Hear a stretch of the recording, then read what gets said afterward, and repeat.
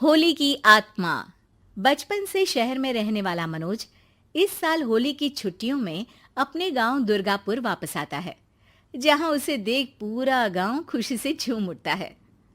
जब गया था तब इतना सा था और अब देखो कितना बड़ा हो गया है।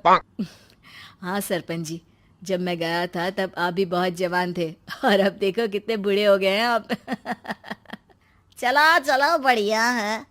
बच्चा घर वापस आ गया। इसी खुशी में आज रात पार्टी होगी। क्या बात है, गांव में भी पार्टियां होने लगी। वैसे अगर पार्टी की बात है तो आज क्यों सीधा होली पार्टी करते हैं। होली पार्टी की बात सुन चहल पहल में अचानक सन्नाटा छा जाता है, जिसे देख मनोज को कुछ अजीब लगता है, लेकिन तभी सरपंच बात पलट देता है। अब बहुत देर हो गई, चलो सब अपने घर चलो, पार्टी के बारे में कल सोचेंगे।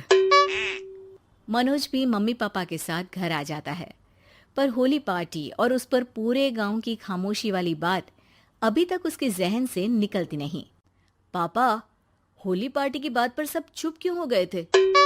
अरे होगी उनकी कोई अपनी बात। मुझे गांव की पंचायत ही थोड़ी पता है। थक गया हूँ, चलो सो जाते हैं, कल बात करते हैं। पापा की बात मानते हुए मनोज भी सोने चला जाता है। आज तो छुपा लिया, लेकिन हफ्ते बाद जब होली का दिन आएगा तब इसे कैसे रोकोगे? अगली सुबह सूरज के साथ ही मनोज भी गांव घूमने निकल जाता है, जिस पर रास्ते में उसे अपनी ही उम्र के कुछ लड़के भी मिलते हैं, जिनसे दोस्ती कर अब वो उनके साथ घूमने लगता है। इसी तरह कुछ दिन बीत जाते हैं और होली नजदीक आने लगती है। दोस्तों, होली में 4 दिन ही बचे हैं, पर गांव में उसकी कोई तैयारियां क्यों नहीं दिख रही? क्योंकि यहाँ होली नहीं मनाई जाती। अरे पर ऐसा क्यों? वो राजा भूषण। अरे तुम 4 दिन के लिए आए हो, क्या इतना सोच रहे हो? चलो कुछ खाने चलते हैं। इसी के साथ एक बार फिर होली की बात को टलते हुए देख मनोज को शक होने लगता है। वो घर पहुंचते ही इंटरनेट पर अपने गांव और राजा भूषण के बारे में जानकारी निकालने लगता है। क्या? मुझे आज तक ये नहीं पता था। ऐसा कैसे? किसी ने मुझे कुछ बताया क्यों नहीं? सारी जानकारी लेने के बाद मनोज गांव वालों या अपने मम्मी पापा से कुछ पूछे बिना खुद ही उसकी सच्चाई के बारे में छानबीन करने लगता है, जिसके चलते वो राजा भूषण की हवेली में पहुंचता है। वाह, क्या हवेली है यार।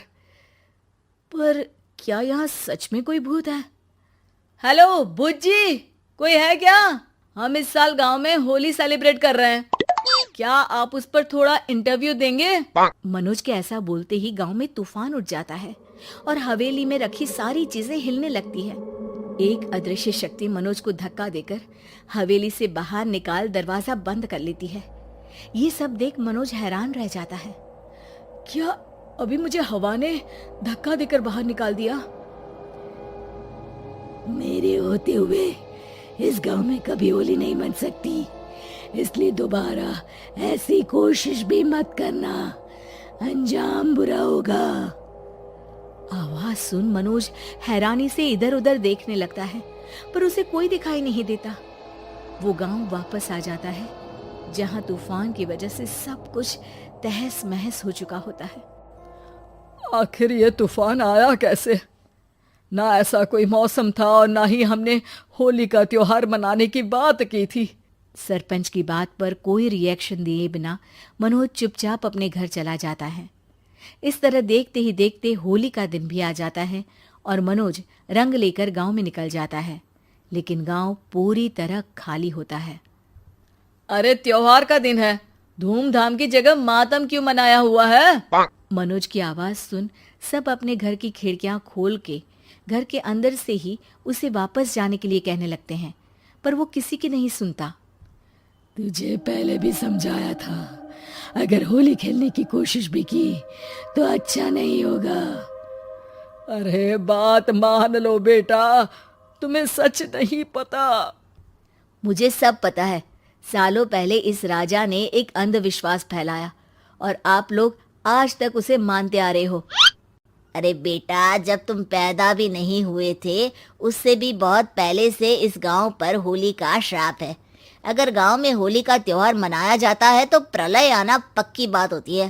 राजा भूषण इस सब में नहीं मानते थे और त्योहार मनाने लगे, जिसके चलते होली वाले ही दिन पहले उनके बेटे की और फिर उनकी मृत्यु हो गई। तभी से गांव की रक्षा के लिए उनकी आत्मा उस हवेली में रह रही है। सबकी बातें सुन मनोज उलझन में पड़ जाता है। सोचना भी मत मनोज, अगर तुमने इस परंपरा को तोड़ने की कोशिश भी की तो उसका परिणाम इस गांव और गांव के लोगों के लिए अच्छा नहीं होगा। मुझे भी यकीन नहीं हो रहा कि आप लोग एक बेतुकी बात को मानकर सालों से रंगों के त्योहार को मातम की तरह मनाते आ रहे हो।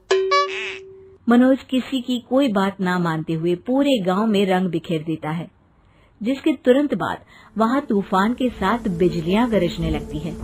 अचानक मौसम में ऐसा बदलाव देख जहां मनोज कंफ्यूजन में आ जाता है, वहीं गांव वाले डर से सहम जाते हैं।